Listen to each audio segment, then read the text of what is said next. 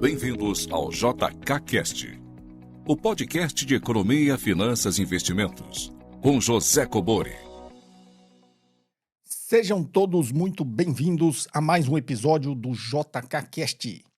Se você ainda não é inscrito no canal, inscreva-se e ative as notificações para ser avisado sempre que eu postar um novo conteúdo. E não se esqueça de clicar no like e fazer os seus comentários aqui abaixo. Perguntas em áudio e texto para o WhatsApp 11 95 550 0005. Perguntas entre 40 segundos e 1 minuto, se identificando de onde você fala e gravando de locais silenciosos. Pessoal, se preparem para o dia 23 de novembro, às 20 horas, eu vou dar uma aula magna, A Revolução da Consciência, a nossa Black Friday, que é uma Black Friday completamente diferente de que vocês conhecem. Vai ter algumas surpresas e eu vou dar essa aula no dia 23 de novembro, às 20 horas, A Revolução da Consciência. Como que a gente deve saber interpretar o sistema econômico, o modelo econômico, o mercado financeiro, para que a gente se sinta realmente livre, mesmo operando dentro desse sistema completamente injusto. Tá ok, pessoal? Então anotem aí, o link está aqui na descrição do vídeo. Faça lá a sua inscrição para você não perder essa aula no dia 23 de novembro, às 20 horas. A Revolução da Consciência. Pessoal, vamos aqui então, sem mais delongas, a primeira pergunta. Olá, professor José Cobori. Comecei a acompanhar seus vídeos no YouTube há pouco tempo. Parabéns pelas reflexões. Sobre seu último vídeo, não tenho empregada por culpa do Bolsa Família, gostaria de enviar alguns comentários. Não sou pobre, mas também sofro com a violência. Pego o ônibus para trabalhar, filhos na faculdade e já tive celular roubado, casa assaltada e não moro na periferia. Hoje me considero de classe média, casa própria, bom emprego, carro e etc. Mas meus pais lutaram bastante para me dar estudo. Então, ao meu ver, temos que parar de ver só um lado da população, o lado mais pobre. Parece que eu não posso criticar o governo. Economia. Eu tive diarista por muitos anos. Hoje eu não consigo mais. Minha mãe sempre teve, pois trabalhava fora. Observação: diarista é diferente de empregada doméstica. Minha família sempre torceu pelo sucesso das nossas diaristas e de famílias delas em geral. Viramos amigos, eram considerados da família mesmo. E assim vejo a maioria das pessoas, torcemos pelos sucessos um dos outros. A maioria dos influenciadores de esquerda pregam que a classe média detesta pobre. Tem que parar com isso, de que a classe média só quer pagar migalhas. Vejam os comentários preconceituosos no seu vídeo, de que a classe média não paga, só paga migalhas e etc. É ruim de ver isso também. O problema que eu vejo é que as políticas são só para a classe baixa, que é a que sofre mais, logicamente. Mas e os preços no mercado, produtos em geral? Vemos que cada vez mais nosso poder de compra está diminuindo. E o dono de panificadora e o dono de lanchonete, de pequeno comércio, cada vez mais sufocado economicamente. Vemos um governo que pensa mais em distribuir riqueza do que gerar riqueza. Aumentou impostos, gasta muito e não vemos sinais de economizar dinheiro em Brasília. Quais os programas do governo para atrair grandes indústrias, abrir novas faculdades, ampliar a quantidade de vagas em faculdades? Como resolver? A classe média paga imposto igual rico e não tem nenhum benefício do governo. Como que fica isso? Gostaria muito de saber a sua visão sobre esses assuntos. Obrigado, Everson. Bem, vamos lá, Everson. Você não disse aqui de onde você é, mas pelo seu telefone, possivelmente você é de Curitiba. A equipe selecionou essa pergunta longa e eu aceitei respondê-la, né? Bem longa, está fora dos parâmetros que eu dito, porque tem vários assuntos aqui para a gente traçar sobre essas suas questões que você coloca aqui em cima do vídeo do último podcast, né? Do último episódio, sobre a crítica lá que a ouvinte enviou sobre o Bolsa Família. Bom, para quem quiser, é só revisitar esse vídeo lá, tem toda a explicação. Mas tem algumas coisas aqui que você coloca que eu acho interessante. A gente tem que ouvir, né, essa posição e o que pensa aí, no caso, você que se considera de classe média, e esse preconceito, né, que você diz que existe contra a classe média. Então, vamos começar aqui. Primeiro, você tem um erro. Você falou que a classe média paga imposto como os ricos. Não paga, paga mais, tá? Os ricos não pagam impostos. Realmente, quem paga muito imposto no Brasil é a classe média. Você, como classe média, se você não está lá nos super ricos, você deve pagar aí em torno de 27,5% sobre a renda. Se você falou que tem um bom emprego, né? Você tem, já tem uma casa própria, tem carro. Então, se você tem um bom emprego, possivelmente você tem a sua carteira assinada, você está no regime de CLT. E quem tem a carteira assinada e recebe tudo certinho, né? Os pagamentos, você paga ali 27,5% na fonte, já que você é classe média. Então, quem paga muito imposto no Brasil é a classe média. Então, tem um erro aí na sua análise, falar que a classe média paga tanto imposto quanto os ricos. Não pagam. Tanto que você viu, o que passou agora aqui é para quem ganha 1.200.000 reais de renda, ele vai chegar a pagar até 10%. Então, mesmo com essa lei que passou, estipulando o mínimo de 10% sobre a renda, eles ainda pagam menos que você, que paga 27,5%. Então, tem um erro aqui na sua análise, né? A classe média paga mais imposto que os ricos. Os ricos não pagam impostos no Brasil, tá? Pagam muito pouco frente à renda que eles têm, porque tem vários artifícios que são utilizados, né, para que eles não paguem impostos. Então, primeira correção é isso aí. Segundo, eu acho interessante, e a gente tem que levar em consideração, né, essa visão sua de quem realmente ascendeu economicamente, teve uma mobilidade social, né? Você disse que seus pais tinham uma condição mais precária do que a sua atualmente, e aí você pôde ter uma boa condição de vida e ascender ao que você considera ser classe média. O que eu sempre bato aqui não é. A gente sempre tem exemplos, eu tenho exemplos na minha família, né? De pessoas próximas de mim, muito parecidos, se não idênticos ao seu. Pessoas que veio realmente de uma situação muito precária, né? Veio lá da extrema pobreza e conseguiu algumas pessoas ascender economicamente.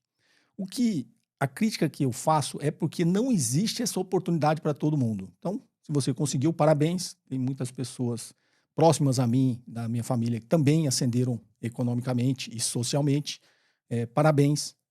A grande crítica que a gente faz é que não tem como 100 milhões de pessoas, falando do Brasil, né, 100 milhões de pessoas terem exatamente essa mesma possibilidade, porque o sistema, o modelo econômico não permite, vai permitir que uma parcela, uma pequeníssima parcela, menos de 1% dessas pessoas consigam ascender ao que você chama de classe média, mas não existe oportunidade para todo mundo.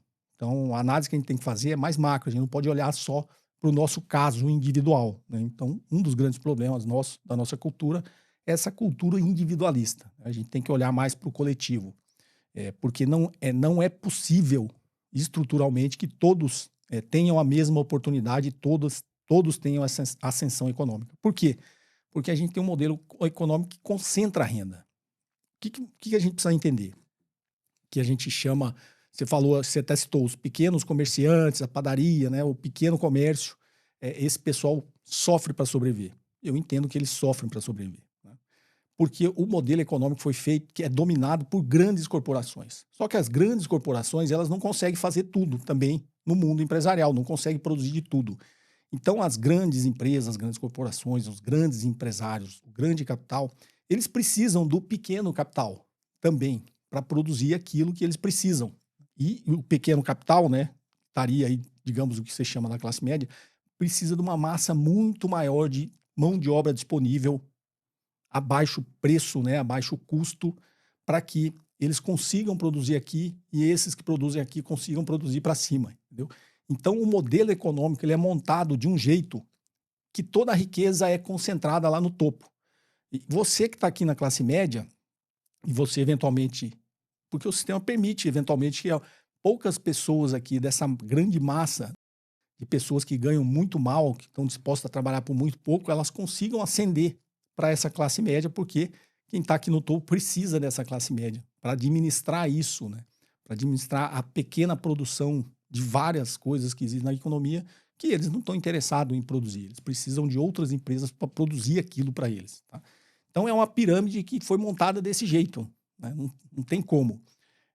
Quando você começa a melhorar a massa de renda dessa população mais empobrecida, obviamente, eu sempre falo, salário é um preço da economia, né? Então, o salário melhorando, as condições de renda para as classes mais pobres melhorando, vai ter uma faixa de trabalhos, principalmente na área de serviços, que vão se tornar mais caras e vão ficar cada vez mais difícil de serem contratadas. E isso é benéfico.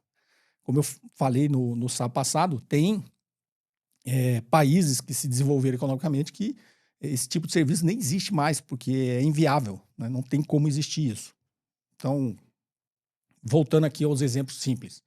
Quando acabaram com a escravidão, não só no Brasil como nos Estados Unidos, a grande massa dos escravizados que foram libertados, eles não existia uma economia para eles trabalharem, né?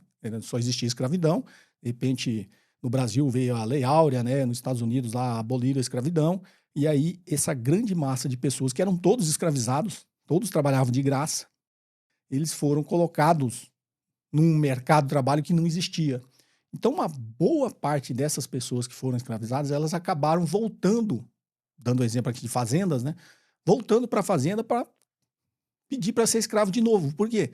Porque lá ele, pelo menos, tinha onde dormir, tinha onde morar e tinha alimentação que era dada lá pelo patrão, pelo fazendeiro. Então, eles voltaram para trabalhar de graça a troco de moradia e comida. O que a gente tem hoje é uma escravidão moderna. As pessoas são livres para trabalhar, só que o salário, a remuneração é tão baixa, as pessoas, e quando você tem uma massa muito grande de pessoas desempregadas, ganhando pouco, elas estão dispostas a trabalhar pelo mínimo possível, só para poder morar e comer, assim como os escravos naquela época. Então, se você olhar hoje, a metade inferior da população no Brasil faz isso. Você trabalha por um salário mínimo por quê? Você precisa pagar seu aluguel e precisa comer.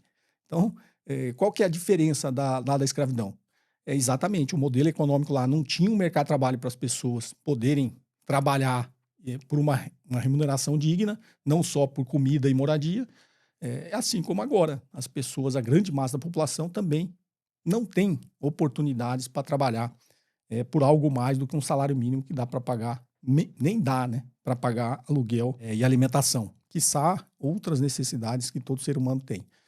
Então, a grande crítica que está sendo feita, Emerson, é para o modelo econômico. Ninguém está falando que o problema é seu, vamos ter política. Não, você tem que ter política para as classes mais pobres, obviamente. Quem ascendeu à classe média, o problema é que a pessoa ascende à classe média, ela já acha que ela está mais próxima da classe mais rica do que da classe mais pobre. Não, você está mais próximo da classe mais pobre, tá? A classe média está muito, se você pegar a diferença de rendimento, a classe média está muito mais próxima da classe baixa do que da classe alta. Tá? A classe alta aqui é um outro salto, imagina uma pirâmide. É um outro afunilamento muito menor em que você se considera de classe média, sei lá, você ganha 20 mil por mês, você está se comparando com um super rico que ganha 1 milhão por mês. Então, você está muito mais próximo do cara que ganha 10 mil por mês do que do cara que ganha 1 milhão por mês, né? Ou mais, tá? Então, acho que o grande problema quando você vê, e aí talvez as pessoas não saibam comunicar, os acadêmicos principalmente, quando você fala a esquerda, não sabe comunicar, é por causa disso, porque a pessoa quando chega na classe média, ela começa a achar que ela está próxima da classe alta. Não, está muito mais fácil você voltar para a classe baixa do que você ascender à classe mais alta, tá? E a grande crítica é essa, né? É mais uma questão de posicionamento. A crítica que talvez a comunicação esteja errada, que se faça, é para as pessoas de classe média ter consciência que o sistema é muito desigual e você está muito longe ainda de ser considerado um super rico, tá? Mas é para as pessoas terem essa consciência, né? E outra, aquilo que eu falei no início, né? E a classe, quando você ascende a classe média, o que o modelo econômico montou? O cara saiu da classe baixa, agora ele teve uma ascensão econômica, ascensão social, está ganhando bem, então agora vamos cobrar imposto desse pessoal da classe média. Para quê? Para que nós aqui da classe alta, né, da elite econômica, a gente continue pagando menos. Já que existe todo, né, uma política, uma luta para que os pobres paguem menos imposto, então vamos jogar tudo nas costas da classe média, porque nós aqui, né, da elite econômica, nós aqui, os super ricos, não queremos pagar. Alguém tem que pagar. Se os pobres não pagam, joga nas costas da classe média. Então, a gente precisa entender como funciona o sistema, o modelo econômico, para que a gente que está na classe média não fique achando que a gente, né, somos super ricos aqui, vamos agora combater os mais pobres. Não, é mais fácil se unir à classe mais pobre e combater os super ricos, tá? E combater no sentido de fazer com que a política, como eu sempre digo, não existe caminho fora da política. Então, a classe média, na realidade, teria que se unir com as classes mais baixas para fazer com que o sistema seja mais justo, os super ricos paguem. Eu não lembro se eu falei na passada, isso está em Aristóteles, né? para quem já leu a Política do Aristóteles, ele fala justamente disso, né? Que as mudanças, quando se pega os ricos e os pobres, os ricos nunca vai deixar os pobres chegar no poder, né? E os pobres também contra os ricos. E a mudança política realmente social que existe, se não uma revolução armada, né, que todo mundo defenda, mas uma revolução na política que é possível quando a classe média tem essa consciência exatamente do que eu falei, né? Então a classe média seria ali o fiel da balança ali, né? Depende para que lado ele está pendendo ali, é o lado que a gente consegue tornar ou não a sociedade mais justa, né? Então, quando a classe média está achando que ela é classe alta, dificilmente a gente tem mudanças em direção à sociedade mais justa. Quando a classe média descobre que ela não está na classe alta, que ela deveria se unir às classes mais baixas, a gente pode ter uma mudança aí na política, uma mudança na sociedade para tornar o sistema e o modelo mais justo para todos. Everson, não sei se era isso que você esperava ouvir, mas essa é a minha posição que veio aqui conforme você fez essa sua pergunta. Ok? Espero ter colaborado aí com você, Everson, e muito obrigado por sua pergunta, porque, como eu disse, e aí não quero que ninguém fique atacando, sempre que eu respondo as pessoas começam a atacar as pessoas que perguntou. Não, a pergunta dele é muito pertinente e é uma pergunta sincera de alguém que tem essa visão.